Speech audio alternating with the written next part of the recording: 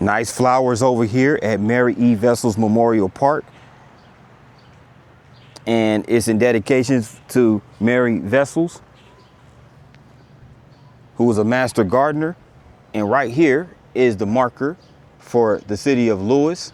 Under orders from Peter Stuyvesant, the Dutch erected fort at Hornkill, which is Lewes Creek, in 1659, but were soon disposed by the Marylanders.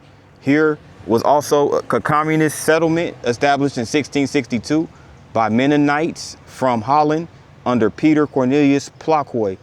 Sir Robert Carr of 1664 destroyed the Quaking colony of Plockhoy to a nail. This is Lewes, Delaware. Let's go.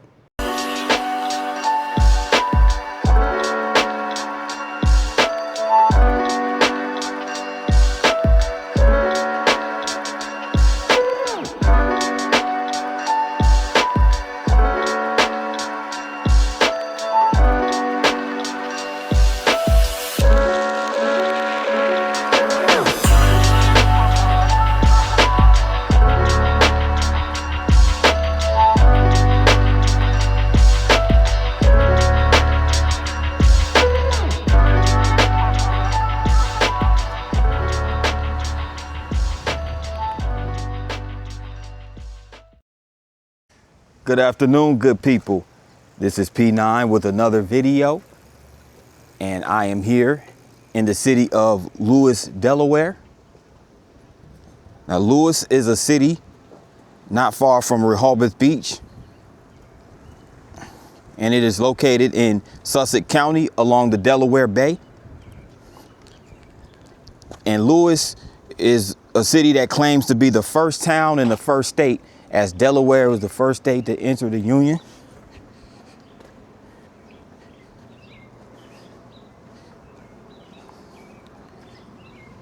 Now, Lewes was the site of the first European settlement in Delaware, a whaling and trading post that Dutch settlers founded in 1631 and named Swan Valley.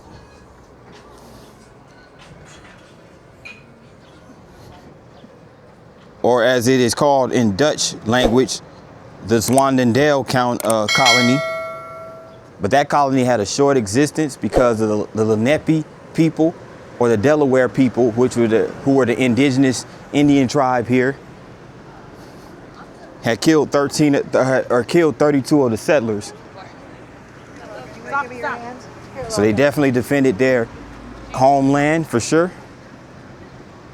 And I'm over here on 2nd Street, which is the main drag in downtown Lewes. And there's a bunch of the historical buildings. I'm outside of a historical hotel right now. It's called Hotel Rodney, as you can see.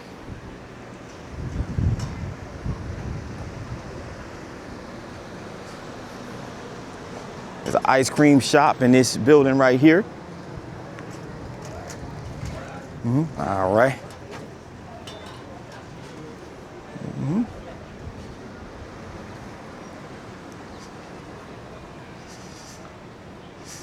And right across the street over there is the St. Peter's Episcopal Church. More on that in just a minute. They have this building that has a beach jetty store right there.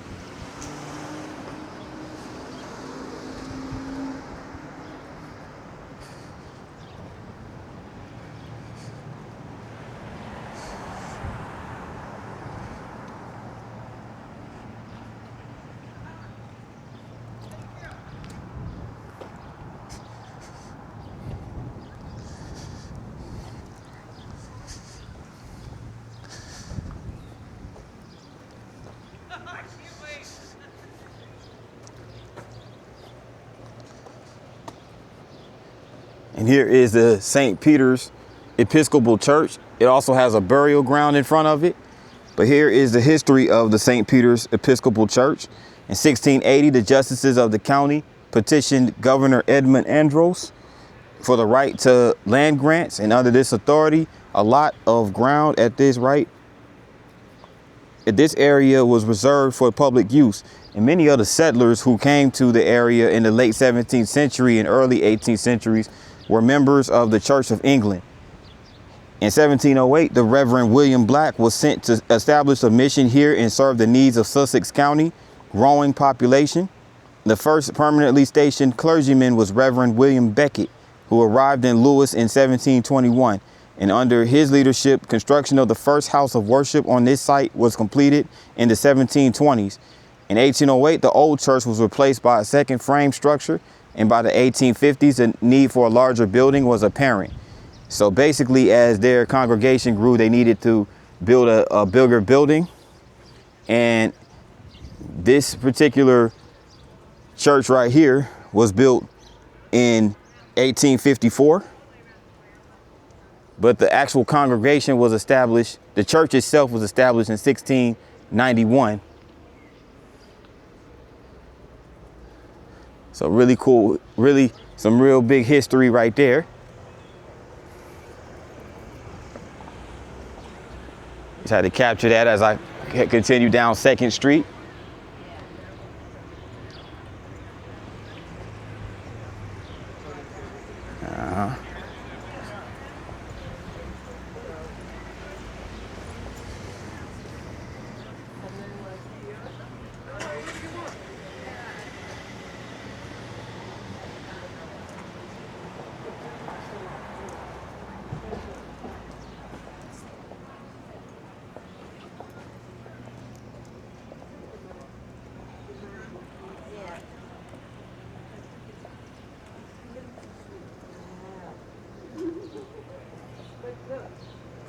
Sussex Trust Company. So I guess this used to be a bank. Well, this is a bank now, actually, M&T Bank. But I'm pretty sure it was a bank way back in the day, way back in its early days.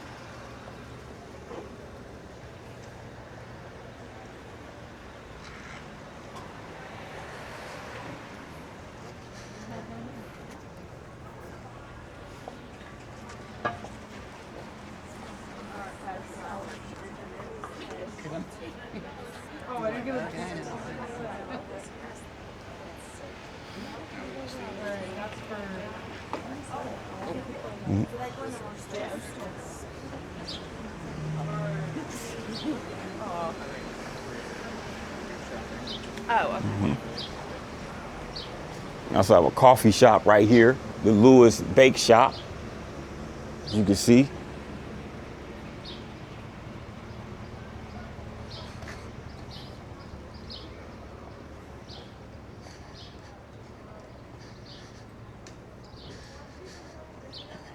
Here goes another one of those Masonic temples right here.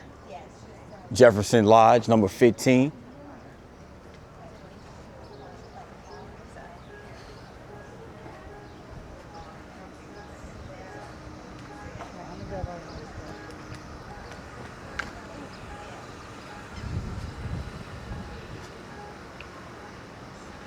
Fine jewelry store. So Lewes, Delaware has a lot of its old architecture, as you would expect.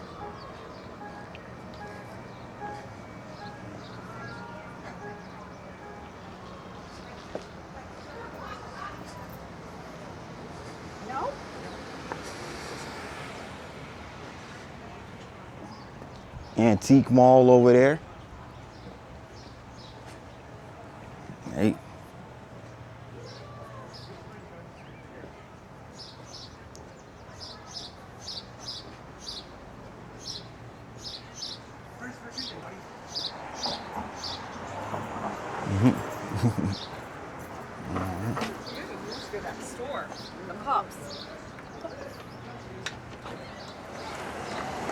Touch of Italy, okay. There's a lot of, by the way, there's a lot of these Italian restaurants up in this part of the country. The further you go up north, I mean, Delaware is more mid-Atlantic, so it's not all the way up north, but the closer you get up north towards New York, New Jersey, Pennsylvania, especially Philadelphia, you're gonna see a lot of these authentic Italian restaurants.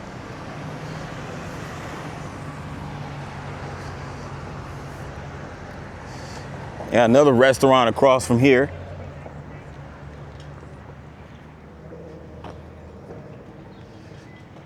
blooming boutique. So we got some boutiques over here.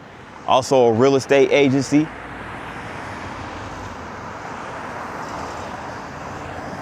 So it looks like we're coming up on a bridge.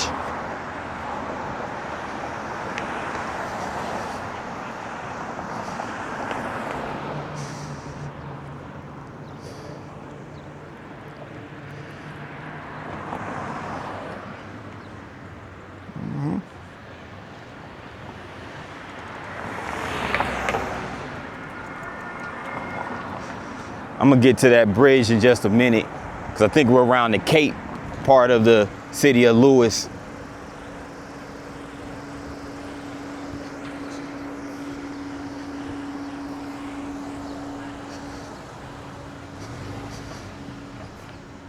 I'm gonna walk down Front Street before I get to the bridge to capture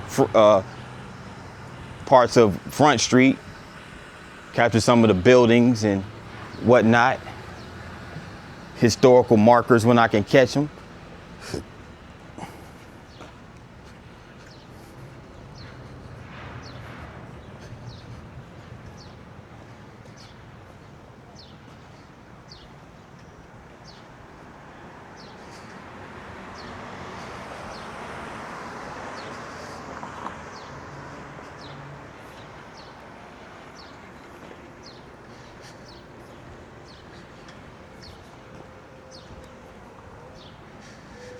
And here goes the post office building right here for Lewes.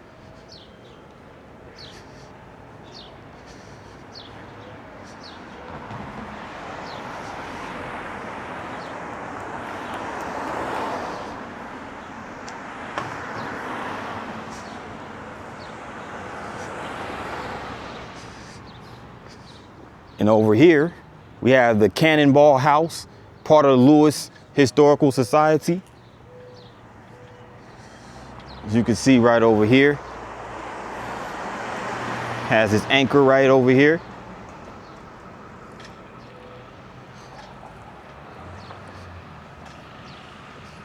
But check this out, the Cannonball House is significant in history. The War of 1812 had a major impact on the town of Lewes and surrounding area. The naval blockade that was initiated by the British in March of 1813 lasted for most of the next 2 years. With maritime commerce limited, the local economy suffered. The regular presence of troops resulted in the use of many structures in the town for military purposes, and the camp for militia and U.S. Army regulars was established near Blockhouse Pond. Now, during the bombardment of Lewes on April 6th and 7th of 1813, numerous homes and businesses were destroyed or damaged by naval fire from the British squadron. Known today as the Cannonball House, this structure still bears visible traces of the engagement, including an iron cannonball that is lodged in its foundation. Built in 1760 and enlarged in the 1790s, the house was then the residence of the McCracken family. Owner Gilbert McCracken and his son Henry were among many bay and river pilots who served in Delaware militia companies that provided important service in the successful defense of Lewes during the war. Now, this house, the Cannonball House, was purchased by the Lewes Historical Society in 1963, and it is now listed in the National Register for Historic Places, 2003, Delaware Public Archives. Okay. So you got a very historical building right here, still standing in the Cannonball House. And let me go a little further down here to Canal Square.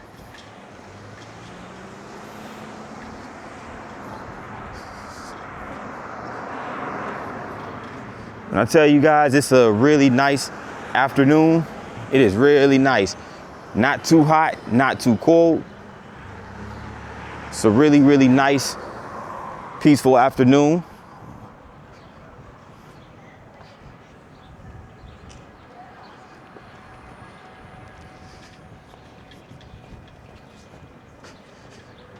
And this right here is this establishment is the Inn at Canal Square. So they have harbor waterfront dining. So it's a restaurant right over here. And this is the hotel or the inn at Canal Square right here. And they also have some private residences over here. So pretty cool, pretty nice little area. And again, this is around Canal Square and Front Street.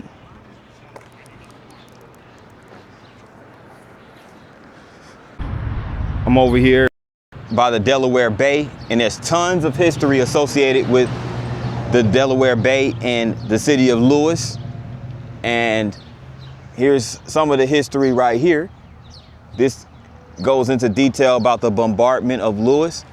And in March 1813, the Royal Navy, under the command of Commodore John B. Beresford, established a blockade of the Delaware Bay and River, conducting raids along the coast to disrupt maritime commerce and shipping. On this location was one of the two fortifications mounted with several cannons to protect the town of Lewes, manned by the state militia under the command of Colonel Samuel Boyer Davis. On April 6, after Delaware authorities refused the demand to provide supplies, British ships bombarded, the town for 22 hours with Congress rockets, and American batteries damaged enemy vessels, causing the British to withdraw on April 7th. They would maintain the blockade until 1815. So again, that was during the War of 1812 when all that transpired. So there were raids along the coast because there was a lot of shipments done and maritime operations that was crucial to the town.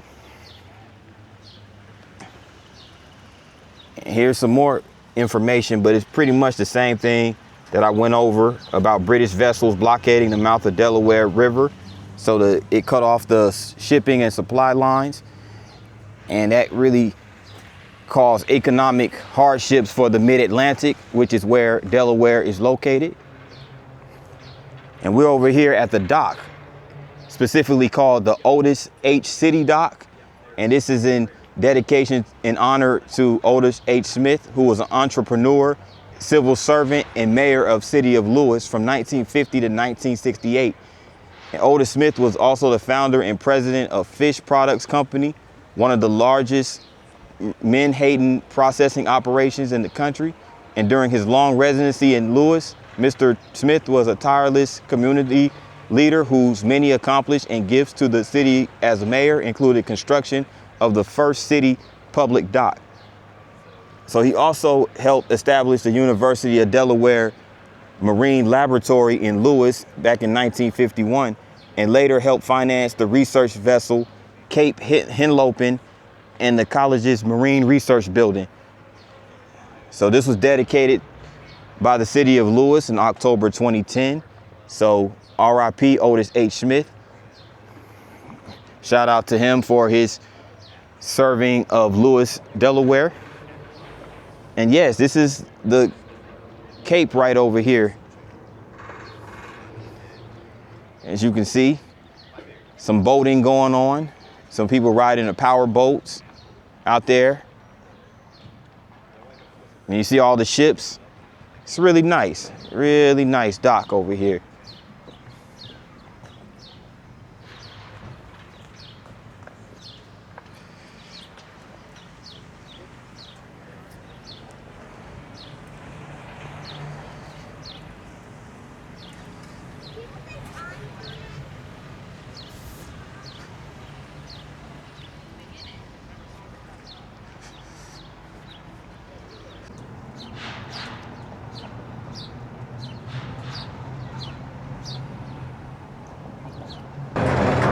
Walking across the bridge, the Savannah Road Bridge.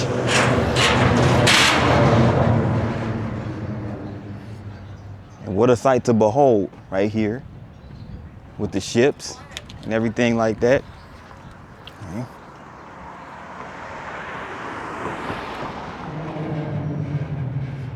And it looks like they have a little boardwalk down there too, right outside that restaurant.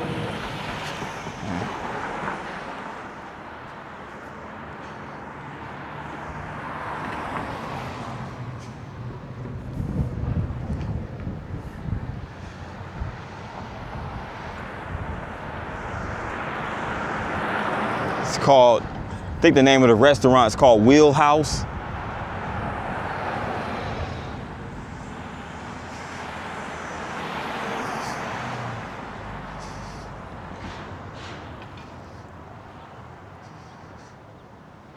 But there's some hotels and whatnot down this way as well. So that's pretty cool.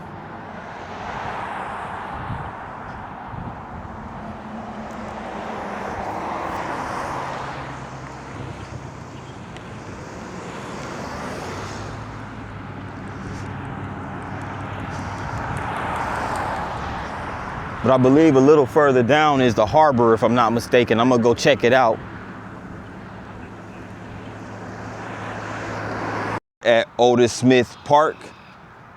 Otis Smith Park, where Manhattan was king. I'm gonna walk over here. Check this out. It's a nice little eating area. Sits outside of this Beacon Inn Village and Shops over there. But here's a marker for Mayor Otis Smith, courtesy of Lewes Historical Society. And Otis Smith was born in Brooklyn, New York on December 6, 1909.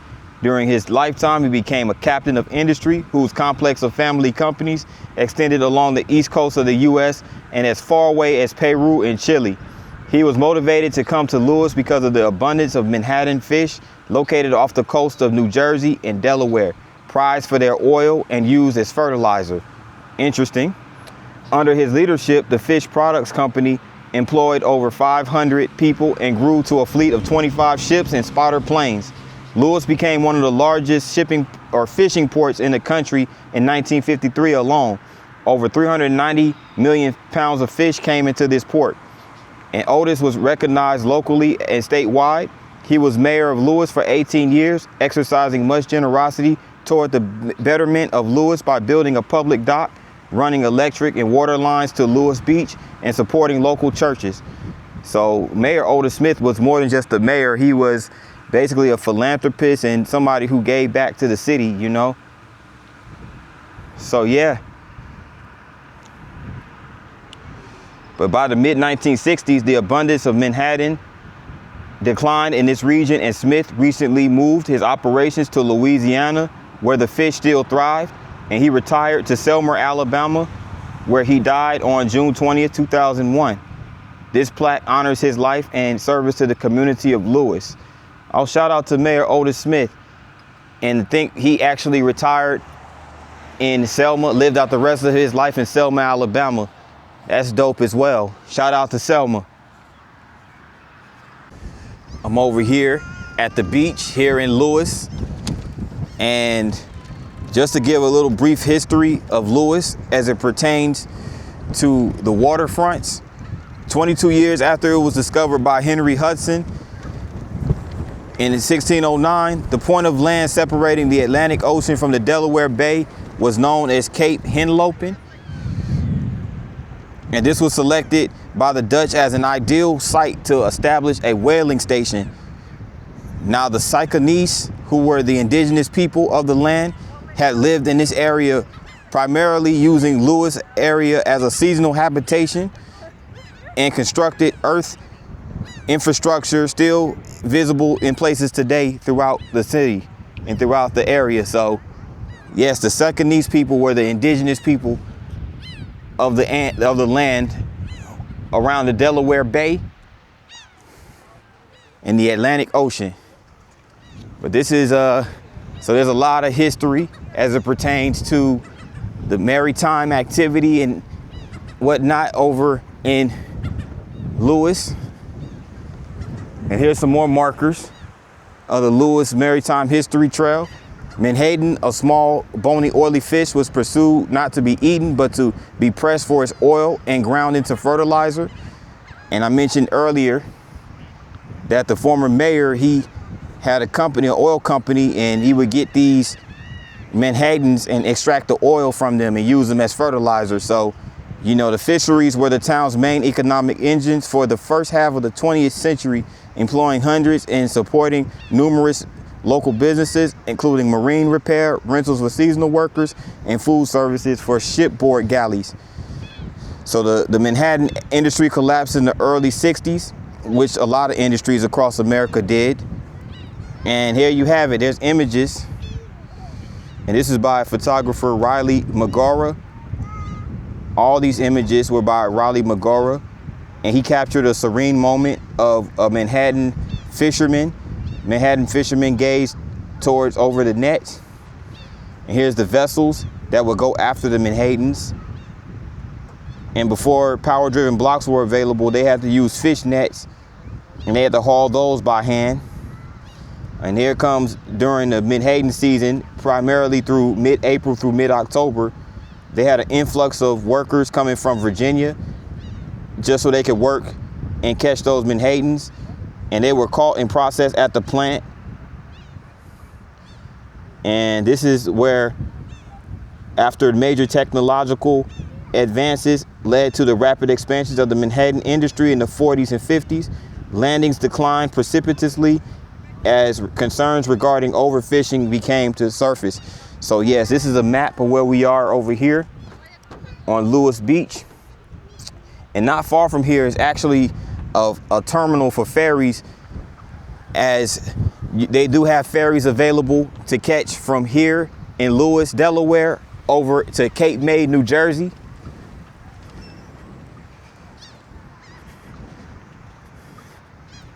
So that seems pretty cool that they have connect those cities via ferry, much like how Portsmouth and Norfolk, Virginia are.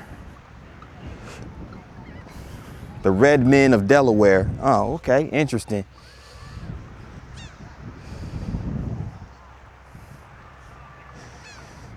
So yeah, it's really cool. It's a really nice, relaxing afternoon in Lewes Beach. And Lewes Beach isn't as nowhere near as crowded as Rehoboth Beach or Dewey Beach. You know,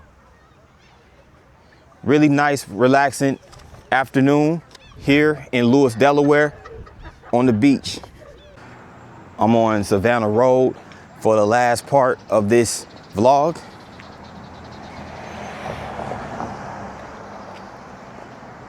And check out this nice building right here that has this sculpture of a, looks like a mermaid.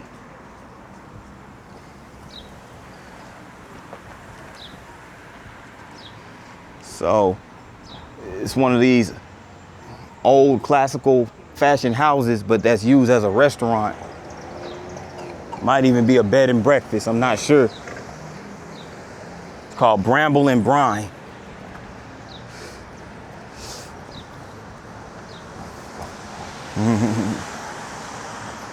Oh.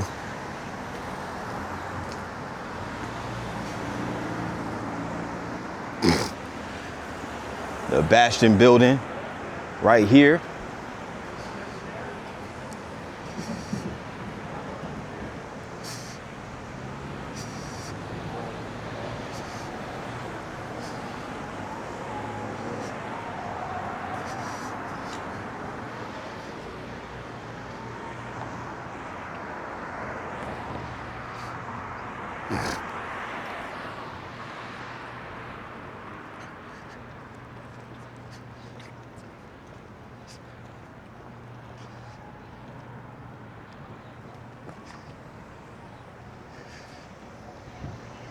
Bastion building in loving memory of Geraldine Taylor Atkins and Edward V. Atkins Sr. Okay. R.I.P. to them.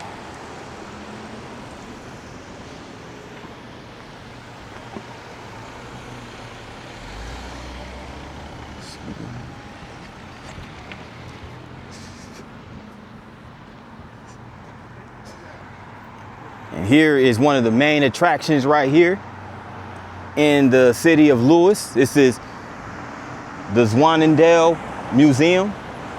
And forgive me if I mispronounce that word, Zwaanendael.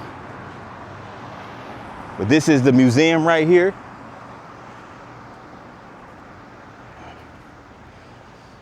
It has that old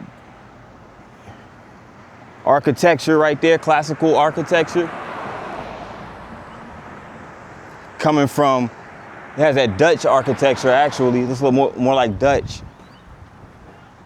And here's another marker right here on the north side of town. Zwaanendael, first Dutch settlement on the Delaware soil, founded in 1631 on creek, named by settlers Hornkill in honor of town of Horn in Holland. Colony was destroyed by Indians same year. De Vries, a director of company which had sent out colony, came over the next year with aid but returned to Holland in 1633. So that was the history of how Zwaanendael came to be. And this is the museum right over here.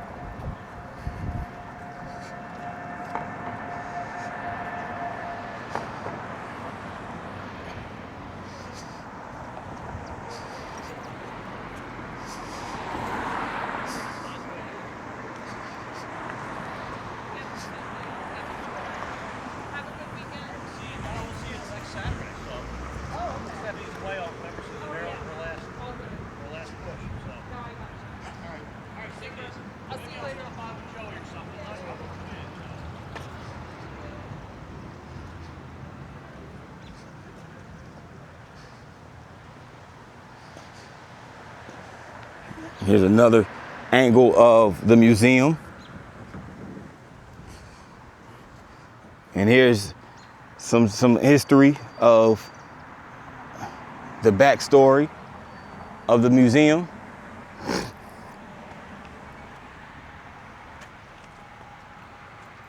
It says the Zwaanendael Museum was built in 1931 to commemorate the 300th anniversary of the first European settlement in Delaware. This building is a careful adaptation of the town hall of Horn, Holland, which was constructed in 1613. Exhibits in the museum illustrate the rich history of Sussex County and its maritime connections, the 1631 settlement, the 1798 shipwreck, Brig de Brock, and the War of 1812, Lewes bombardment, and the Cape Henlopen Lighthouse, and other changing exhibits. So, yeah, this is just the history of Delaware right here.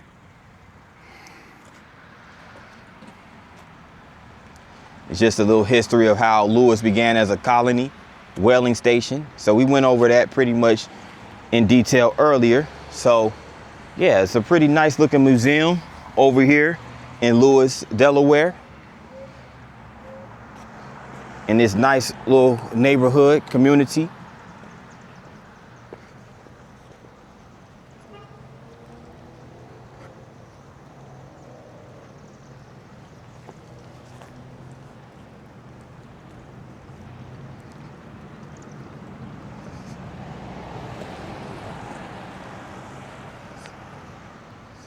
And this house right here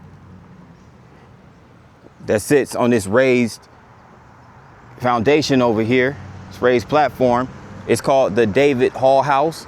It was the home of Colonel David Hall, patriot of the Revolution and governor of Delaware. And it was devoted to the struggle for American independence. And he enlisted in the Continental Army in 1776 and commissioned as a captain in the Delaware Regiment. He also served with distinction at Long Island and White Plains before his promotion to colonel and commanding officer of the regiment in 1777.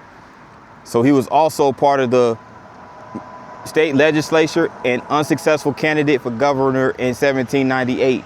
But he was the first member to be elected of the emerging Democratic Party to be governor of Delaware. So this is David Hall, history of him. And this is his home as well. The front portion of the home is which he lived is believed to have been constructed by his grandfather Nathaniel Hall in 1730. Evidence suggests that the rear wing was added in the early 19th century. So there you have it. There you go. There goes David Hall House.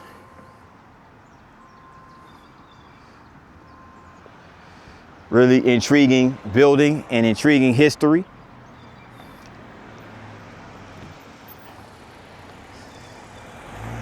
There was a lot of those people, a lot of those American revolutionary soldiers and whatnot.